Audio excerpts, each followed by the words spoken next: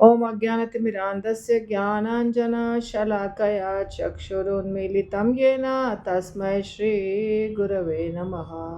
श्रीचैतन्यमनोभीष्टं स्थापितं येन भूतले स्वयं रूपः कदा मह्यं ददाति स्वपदान्तिकम्।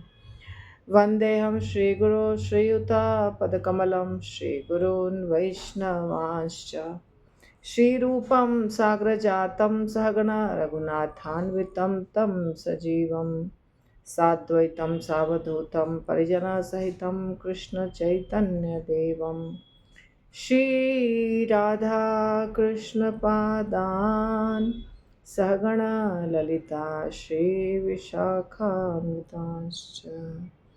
जय श्री कृष्ण चैतन्य प्रभु नित्यानंद श्री अद्वैत गदाधर शिवासादि गौर भक्तवृंद। हरे कृष्ण कृष्ण कृष्ण हरे हरे, हरे राम राम राम हरे हरे। श्री ईशोपनिषद मंत्र 11। इसका हमने दो पेज कर लिया है, 2.5 पेज कर लिया है और हम ये पैराग्राफ से करेंगे। श्रील प्रभुपाद के द्वारा परपोर्ट है। मंत्र 11 ऐसे है। विद्यां च यस्तद्वेदो भयं सह अविद्यया मृत्युम तीर्त्वा विद्यया अमृतम अश्नुते। जो अविद्या की विधि तथा दिव्य ज्ञान को साथ साथ सीख सकता है, केवल वही बारंबार जन्म मृत्यु के प्रभाव को पार कर सकता है और अमरता के पूर्ण वरदान को भोग सकता है। तो प्रभुपाद बता रहे, प्रभुपाद की जय। भगवान अपने प्रामाणिक दासों को अपने धाम से अपने इस संदेश का प्रचार करने के लिए भेजते हैं, जिससे मनुष्य भगवान के पास लौट सके, और कभी कभी तो स्वयं भगवान यह कार्य करने के लिए आते हैं। चूँकि सारे जीव उनके पुत्र हैं, उनके अंश रूप हैं, अतएव ईश्वर इस संसार में हमें मिलने वाले कष्टों को देखकर हमारी अपेक्षा अधिक दुखी होते हैं। इस संसार के कष्ट हमें अप्रत्यक्ष रूप से जड़ पदार्थ से हमारी असंगतता की याद दिलाते हैं। बुद्धिमान जीव सामान्यतः इन चेतावनियों पर ध्यान देकर विद्या या दिव्य ज्ञान के सेवन में लग जाता है। आध्यात्मिक ज्ञान के सेवन के लिए मनुष्य जीवन सर्वश्रेष्ठ अवसर है, और जो मनुष्य इस सुअवसर का लाभ नहीं उठाता वह नराधम है। तो श्रील प्रभुपाद बता रहे हैं कि कैसे विद्या का दो चीज़ है ना, अविद्या और विद्या। तो विद्या यानी दिव्य ज्ञान का सेवन करना, यानी उसको फॉलो करना, उसके ऊपर चलना, उसको पढ़ना, समझना, सुनना, ये बुद्धिमान व्यक्ति लेते हैं। तो बुद्धिमान व्यक्ति कौन होते हैं? प्रभुपाद कह रहे हैं कि एक तो दो प्रकार के भगवान स्वयं कभी कभी और कभी कभी गुरुओं के रूप में भगवान दो तरीके से इस दुनिया में प्रचार करते हैं। एक तरीका है कि बड़े बड़े प्रीचर को भेजते हैं, जिससे कि वो मनुष्य जाति को शिक्षा दे सके कि चलो तुमको वापस जाना है, ये दुनिया तुम्हारे लिए नहीं है, तुम्हारा धाम या घर अलग है। ऐसे शिक्षा देते हैं और भगवान के धाम के बारे में बताते हैं। एक ये है तरीका। दूसरा तरीका है कि जब कभी कभी बहुत ज़्यादा समस्या आ जाती है तो स्वयं भगवान आते हैं। तो दो तरीके से भगवान कृपा करके यहाँ के लोगों को वापस ले जाने की कोशिश करते हैं। लेकिन कुछ लोग बिल्कुल नहीं बात को समझते हैं, उनको नराधम कहा जाता है, जो किसी भी सूरत में इस बात को स्वीकार नहीं करने के लिए तैयार है कि ये दुनिया को छोड़ के कोई दुनिया होती है, या कोई नियम को पालने के लिए तैयार नहीं है, वो नराधम है। पर कुछ लोग बहुत समझदार होते हैं, वो जानते हैं कि यहाँ हमको बहुत तकलीफ़ हो रही है, तकलीफ़ क्यों हो रही है उसका कारण प्रभुपाद बताते हैं कि यहाँ भौतिक चीज़ें हैं और भौतिक चीज़ें हमारे लिए सही नहीं है। अर्थात हम आध्यात्मिक जीव हैं और भौतिक जो भी चीज़ है ये दुनिया में रहने की, खाने की, पीने की, यहाँ तक कि हमारा शरीर, इसके साथ हमारा जमता नहीं है, तालमेल बैठता नहीं है, जिसके कारण हमको तकलीफ़ हो रही है।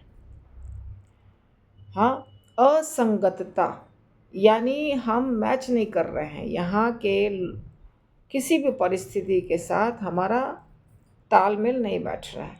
तो बुद्धिमान व्यक्ति ये समझ जाता है, फिर सोचता है बुद्धिमान व्यक्ति क्यों दुख हो रहा है। जैसे आप भगवान बुद्ध के बारे में कथा सुने हैं कि भगवान बुद्ध जो थे वो एक राजा थे, मतलब राजा भगवान है वो, पर यहाँ पे एक राजपुत्र या राजकुमार बन करके अवतरित हुए थे। तो भगवान बुद्ध का विवाह भी हुआ, बच्चा भी हुआ, उनको एक बेटा भी हुआ राहुल नाम का। तो जब उन्होंने देखा कि जो हिस्ट्री बताता है कि कुछ लोग बीमार हैं, कुछ लोग बूढ़े होने के कारण बहुत दुखी हैं, चल नहीं पा रहे हैं, कमर में दर्द है, शरीर में दर्द है, ऐसे बहुत सारा प्रॉब्लम, और कुछ मर चुके हैं, उनको कंधा देकर लोग जलाने जा रहे हैं। तो भगवान बुद्ध को लगा कि ये तो दुनिया ठीक नहीं है। जब हमको दिख रहा है कि इतने प्रकार के कष्ट हैं, तो राजमहल में रानी के साथ रहना, पुत्र के साथ रहना, नाच गाना देखना, ये सब क्या बात हुई, इसका क्या अर्थ है, कोई इसका मतलब नहीं है। बाद में तो सबको यही होना है, सबके साथ यही होना है। तो खोज करनी पड़ेगी ये क्यों हो रहा है और इसका कारण क्या है और इसको बंद कैसे किया जाए। इसलिए वो रात को ही घर छोड़कर चले गए और जो बोध गया है वहाँ पर उनको वृक्ष के नीचे ज्ञान प्राप्त हुआ। ये भगवान जब आते हैं तो थोड़ी लीला करते हैं, इसीलिए इस प्रकार की लीला हुई। तो इसलिए उस वृक्ष को बोधि वृक्ष कहते हैं और वो गया है। गया जो हमारे देश में है, बिहार का ही एक एरिया है, पता नहीं अभी वो झारखंड में है कि बिहार में, शायद अभी भी बिहार में ही है, पहले तो बिहार में ही था। तो ये झारखंड के नज़दीक ही है। तो बोध गया, जैसे गया में पिंडदान देते हैं, उसी का एक हिस्सा बोध गया बन गया, दोनों गया ही है। तो उस स्थान पर उनको ज्ञान प्राप्त हुआ और दुनिया के हिसाब से वैसे तो वो अवतार थे विष्णु भगवान के, इसलिए उनको तो था ही ज्ञान। और फिर उन्होंने समाज के विभिन्न वर्गों को ये ज्ञान बांटा और विभिन्न देशों में, जावा, सुमात्रा, श्रीलंका, ऐसे अनेक देशों में जा जा करके प्रचार किया और उस समय के राजा उनको मदद किए। तो बुद्धिमान व्यक्ति जो होते हैं वो इतना सोच पाते हैं। जो बुद्धिमान नहीं है उनको कितना भी कष्ट हो, उनको लगता है कि कोई कष्ट नहीं है, हम तो सुखी हैं। जैसे शराब पीता है व्यक्ति और गुटखा खाता है, बीड़ी सिगरेट तंबाकू, कैंसर होता है, लिवर फेल होता है, किडनी प्रॉब्लम होता है, लंग्स में प्रॉब्लम होता है, उसके बाद घर आकर बीवी को मारता है, गाली देता है, घर का सामान फेंक देता है, गहने चुरा के बेच आता है, मतलब इतना सारा कार्य करता है, पर फिर भी सोचता है कि मैं राजा हूँ, मैं बहुत बुद्धिमान हूँ, मेरे इतना बुद्धिमान कोई नहीं है। ये वो सोचता है। क्यों? क्योंकि वो मूर्ख है। और जो बुद्धिमान होते हैं वो कभी नहीं सोचते हैं कि मैं बुद्धिमान हूँ, क्योंकि बुद्धिमान को पता है कि हमको जितना पता है उससे और बहुत गुना ज़्यादा चीज़ें हैं जो हमको पता नहीं है। तो इसीलिए इंटेलिजेंट क्लास ऑफ पीपल, जो बुद्धिमान व्यक्ति होते हैं, वो खोज करते हैं और वो दिव्य ज्ञान प्राप्त करने की कोशिश करते हैं। जो ऐसे ही जीवन को बिताते हैं उनको कहते हैं नराधम। तो नराधम जो है वो मनुष्य शरीर का लाभ नहीं उठाते। वो तो नर शरीर प्राप्त किए हैं पर नरों में अधम है। नर यानी मनुष्य, मनुष्य शरीर तो प्राप्त कर लिया परंतु चेतना अभी भी मनुष्य वाली नहीं हुई है। इसीलिए उसको मनुष्यों की कैटेगरी में तो रखा जाता है परंतु एकदम नीचे। अधम, अधम शब्द का अर्थ होता है गिरा हुआ, पतित। तो पतित है वो, ठीक है। जैसे नराधम शब्द भगवत गीता में भी आया है, नमाम दुष्कृतनो मूढ़ा, नमाम दुष्कृतनो मूढ़ा प्रपद्यन्ते नराधमा। तो वो नराधम है। तो इंद्रिय तृप्ति के लिए भौतिक ज्ञान की प्रगति अर्थात अविद्या का मार्ग बारंबार जन्म और मृत्यु का मार्ग है। आध्यात्मिक अस्तित्व के कारण जीव का जन्म या मृत्यु नहीं होता है, नहीं होती है। जन्म तथा मृत्यु तो आत्मा के बाहरी आवरण शरीर पर लागू होता है। मृत्यु तो वस्त्रों को उतारने के समान है और जन्म वस्त्रों को धारण करने के समान है। मूर्ख मनुष्य अविद्या के सेवन में बुरी तरह लीन रहने के कारण इस क्रूर विधि को समझ नहीं पाते। माया के सौंदर्य से मोहित होकर वे बारंबार वे ही काम करते रहते हैं और प्रकृति के नियम से एक भी शिक्षा ग्रहण नहीं करते। तब जो मूर्ख हैं, नराधम हैं, वो क्या करते हैं? प्रभुपाद बहुत गुस्से में बोलते हैं हमेशा, क्योंकि उनको अच्छा नहीं लगता है ये सब क्या कर रहे हैं। तो मूर्ख जो लोग होते हैं, प्रभुपाद लिख रहे हैं कि वो इंद्रिय तृप्ति के नाम पर बहुत चीज़ों का आविष्कार करते हैं। अब साइंटिस्ट हों या पॉलिटिशियंस हों या बिजनेस क्लास ऑफ पीपल, जो बहुत बड़े बड़े अमीर लोग होते हैं, वो लोग क्या करते हैं कि कैसे हम ज़्यादा सुख प्राप्त करें। तो बहुत तरह की मशीन पैदा करते हैं, बहुत तरह के अभी अगर आप YouTube पे जाएंगे, मैं तो बाकी कोई चीज़ नहीं देखती हूँ, सिर्फ YouTube देखती हूँ। वैसे बहुत सारा और है सोशल मीडिया, तो कहीं भी जाएंगे तो आपको हज़ारों तरह के व्यंजन मिलेंगे, खाने का, पीने का, चबाने का, चाटने का, और पैक्ड फूड और दुनिया भर के। तो ये सब किसके लिए है? जिह्वा के लिए, सिर्फ जिह्वा के लिए, और कुछ नहीं है इसका मतलब। पर फूड इंडस्ट्री बहुत बड़ी इंडस्ट्री है और करोड़ों करोड़ों रुपए कमाती रहती है। कोई भी ले लो, अचार की कंपनी ले लो, मुरब्बे की कंपनी ले लो, मिठाई का ले लो, कुछ भी ले लो, क्योंकि जिह्वा वेगम बहुत स्ट्रॉन्ग और लोग उसके लिए कितना भी पैसा देने के लिए तैयार हैं। तो इसी तरह से हर क्षेत्र में है, कपड़े के क्षेत्र में है, गाड़ी मोटर के क्षेत्र में है, घर के क्षेत्र में है, इंटीरियर के क्षेत्र में है। प्रभुपाद कहते हैं ये लोग इतना आविष्कार कर रहे हैं, पर इतना आविष्कार सिर्फ इंद्रिय तृप्ति के लिए, ये लोग जन्म मृत्यु को नहीं रोक सकते। जितना ज़्यादा इंद्रिय तृप्ति व्यक्ति करता है वो बारंबार बारंबार इसी दुनिया में आता रहता है और अपना यहाँ रहने की व्यवस्था करता है कि हम जितना ज़्यादा इंद्रिय तृप्ति करते हैं उतना ज़्यादा ये सिद्ध हो रहा है कि हमको यहाँ बहुत बहुत इच्छा है रहने की, तो हम बहुत बार आएंगे और बार बार शरीर धारण करेंगे।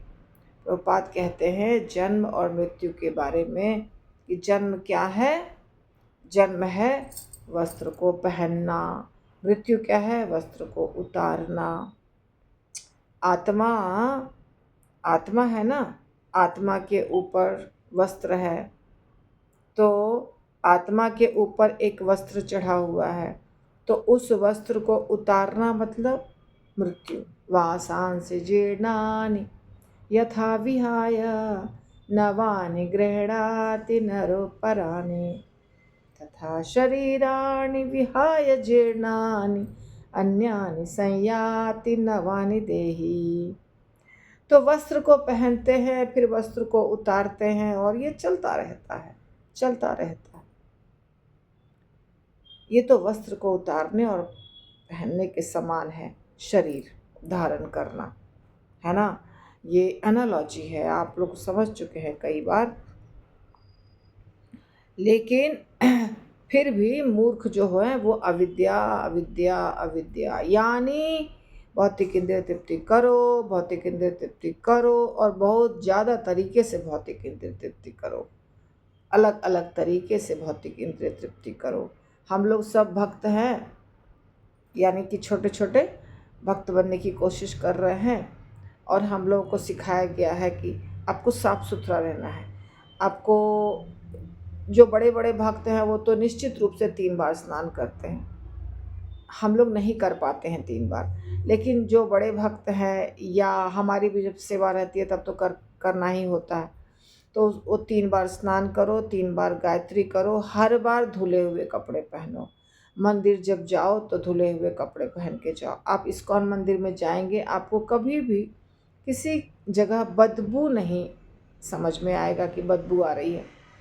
परंतु कई ऐसे स्थान हैं जहाँ पे लोग मतलब ये तो हम नहीं कहेंगे कि वृंदावन में, तो मुझे ऐसा ही लगता है इस्कॉन के ही जैसा। वृंदावन में शायद बहुत अच्छे अच्छे लोग जाते हैं, तो वहाँ तो नहीं बदबू आती है।